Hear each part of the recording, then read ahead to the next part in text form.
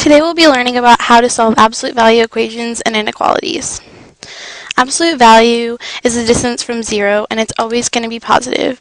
So when we have these two bars right here, they're called absolute values, and the numbers in them are always going to be positive. And we're going to have two solutions because if we have negative 8 inside the absolute values, it's always going to be 8. Or if we have 8 inside the absolute values, they're going to be 8. So say that we have x, the absolute value of x equals 7. Well, if we put negative 7 inside of the absolute values, it could equal 7. Or if we put 7 inside the absolute values, it could also equal 7. So we're going to have two solutions. So we're going to follow a procedure to solve absolute value equations. We're going to use one example, and our example is going to be 3 absolute value 4w minus 1 minus 5 equals 10. Step 1, you're going to isolate the absolute value expression, or you're going to get it by itself. We're going to treat this whole thing, everything inside the absolute values, like it's a variable. So we're going to subtract by 5, or we're going to add 5 to both sides. And we're going to get 3 absolute value 4 minus 1 equals 10. Actually, that should say 15. Okay. Then we're going to divide by 3. And we're going to get absolute value 4w minus 1 equals 5. Step number 2, we're going to make two equations, one using positive and one using negative, because we could have a positive number inside the absolute values, or we could have a negative number. So our first solution is 4w minus 1 equals 5, because it could be negative 5 or positive 5, and then we're going to have 4w minus 1 equals negative 5. Step number 3, we're going to solve each equation, which is pretty simple. So we're going to add 1 to both sides, and we're going to get 4w equals 6, and then we're going to divide by 4.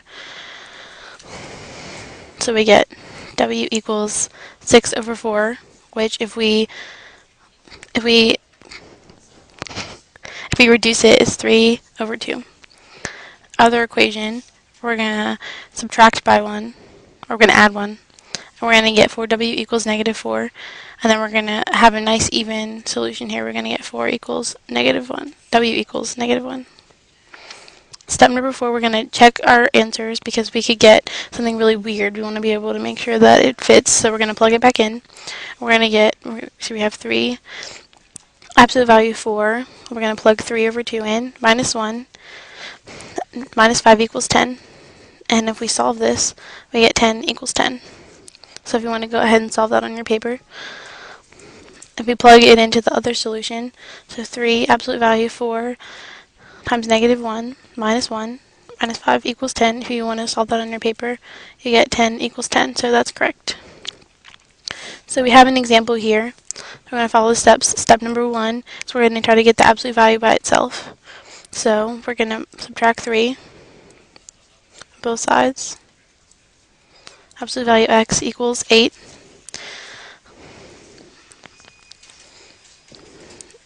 If we plug it back in, we get 8 equals 8, or negative 8 equals 8, because when we put negative 8 back in here, any negative number that you put in here, or positive number, is always going to be positive.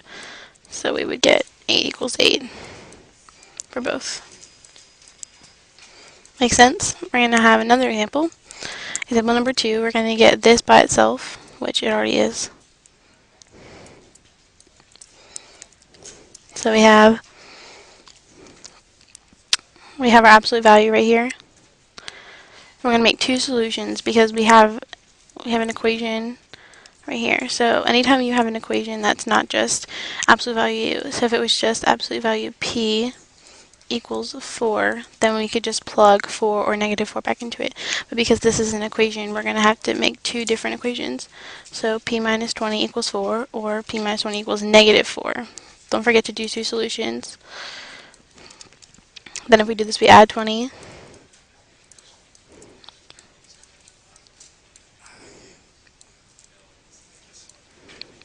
Add 20 to both sides.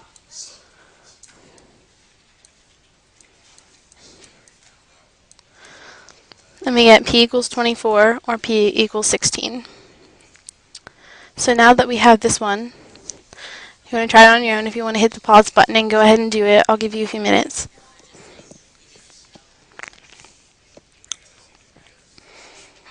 So if you've done the problem now, you're coming back to the video. You want to get absolute value by itself. Gonna subtract 4. And I always like to change it, so plus negative 4.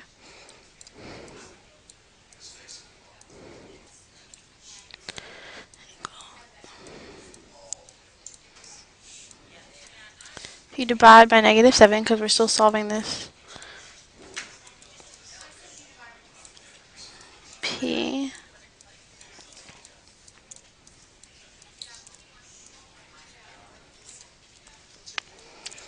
Okay, so now we know that P equals 3, but we want to make sure that it could be positive or negative. Don't forget about your negative. Or it's 3. If you plug it back in, you would get negative 7, negative 3, plus 4 equals negative 17.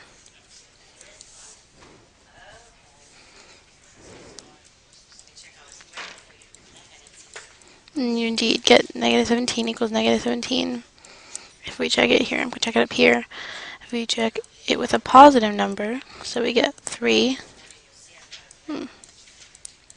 plus 4 equals negative 17. Negative 7 times 3 is negative 21 plus 4. And that also equals negative 17 equals negative 17. So both of these are right. Okay, so now we're going to be learning about absolute value inequalities. So you're going to solve the inequalities just like you solve the absolute value equations. It's really simple, it just has a different sign. So step number 1, we're going to change our inequality sign to an equal sign. So you just want to do that just to help you understand it better. Since we've already learned how to do absolute value equations, it'll just help us better understand absolute value inequalities. Step number 2, we're going to solve our equation just like we did before.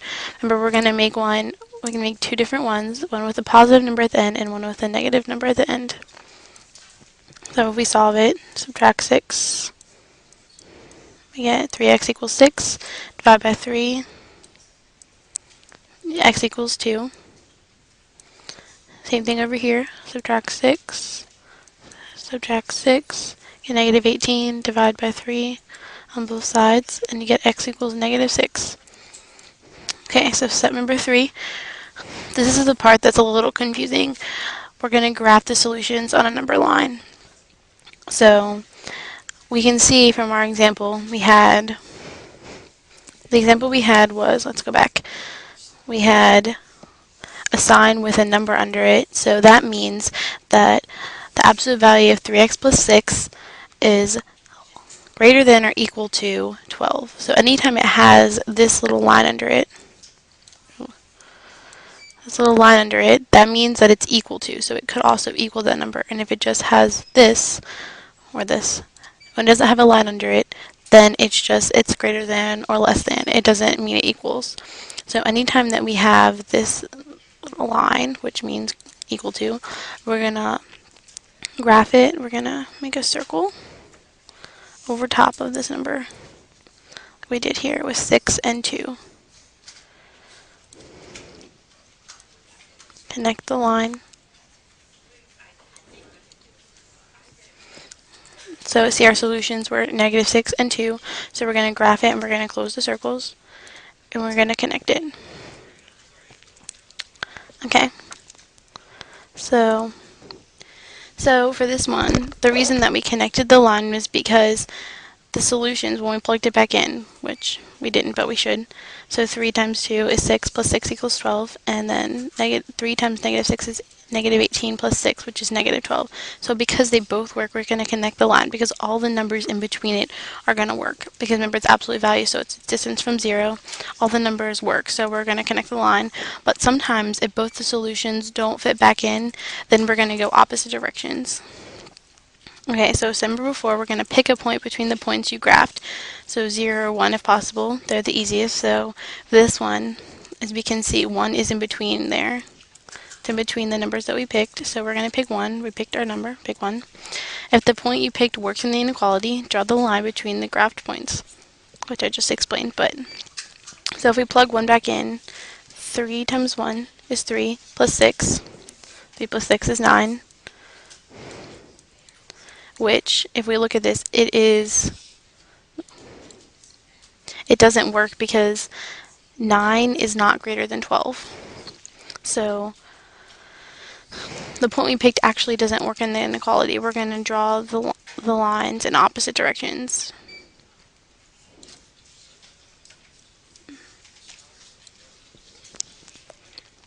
Okay, now we're going to have some examples. This is our first example. Absolute value of x plus 3 is less than, see there's no line, so it's just less than 5. And we want to graph the solution. So, okay, so if we're going to solve the inequality, we want to get this by itself, which we did. We're going to make 2 different examples. We want to actually make this equal to. Right, 2 different ones, one with positive 5 and one with negative 5. We're going to solve it. X plus 3 plus 3. X is less than 8. And then we're going to add 3 over here.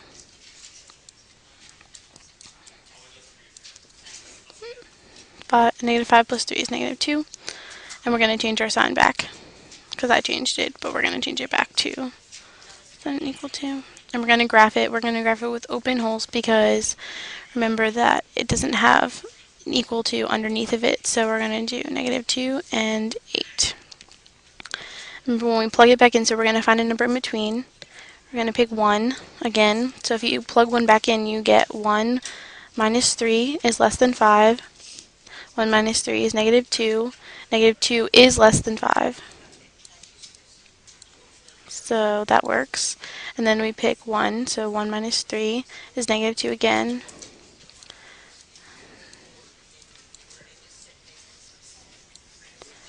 Negative 2 is greater than negative 5, so we're going to connect the lines in between them because they do work when we plugged our number back in. Okay, we're going to do another one. So we're going to change, we should have changed this. X plus 2 equals 4. If we want to do the equal sign, if you don't want to do the equal sign, that's fine because it's the same thing. If you can do it without the less than and greater than signs confusing you, then you can just do it like this. So we're going to add 2, we're going to subtract 2, I'm sorry, we're going to subtract 2. Subtract 2, we get x is greater than or equal to 2. We're going to subtract 2 again. Subtract 2 from negative 4, we get negative 6. Then, okay, that's the solution, okay. So then we have this. So if we had our number line, which ones would we graph? We would graph 2 and negative 6. And remember, we would have them with open holes because they do have an equal to sign underneath them.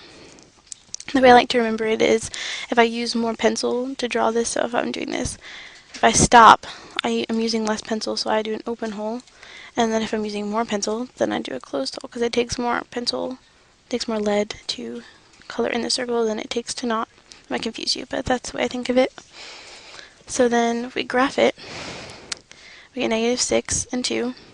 We want to plug 1 back in. Let's see. We have 1 between them. Number 1 is between them, so we want to plug it back in. So if we get 1 plus 2 is greater than or equal to 4. 3